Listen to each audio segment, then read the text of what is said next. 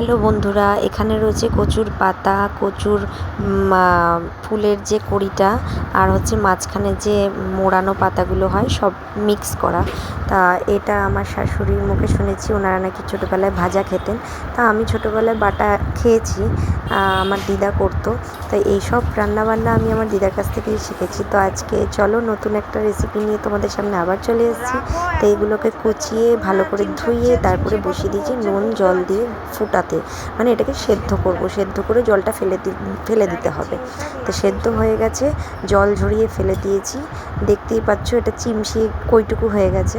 তা যাই হোক, এটাকে এখন ভালো করে জলটা ঝরিয়ে নেব। জলটা ঝরিয়ে নিয়ে এবার এটাকে হাত দিয়ে ভালো করে চিপে নেব। আসল কথা, এটা একটু গরম আছে তাই বেশি জোরে চিপতে পারছি না, ছ্যাঁকা লাগছে। তা যাই হোক, এটাকে ভালো করে একটু চিপে জলটা, এক্সট্রা যে জলটা আছে ওটা চিপে গ্রাইন্ডিং মেশিনে দিয়ে দেবো, মানে মিক্সির বাটিতে আর কি। তারপরে দেব ওটার মধ্যে লঙ্কা, একটু বেশি ঝাল ঝাল দিলে ভালো হয়, আর রসুন, স্বাদ মতো লবণ, আর দিয়েছি কালো জিরে। এবার এটাকে মিক্সিতে ভালো করে গ্রাইন্ডিং করে কড়াইয়ে দিয়ে দেবো তেলটা গরম হলে দিয়ে দেবো ওই বাটাটাকে। এবার এই বাটাটাকে ভালো মতন তেলের মধ্যে টালতে হবে, যাতে করে ভাজাটা ভালো হয় আর আঠালো একটা ভাব চলে আসে। দেখতেই পাচ্ছ তোমরা যে খুন্তির মধ্যে লেগে আসছে আর কড়াই থেকে ছেড়ে দিয়েছে।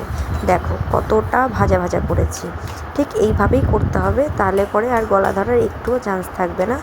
তারপরে লাস্টে আমি দিয়ে দেবো একটুখানি পাতি লেবুর রস।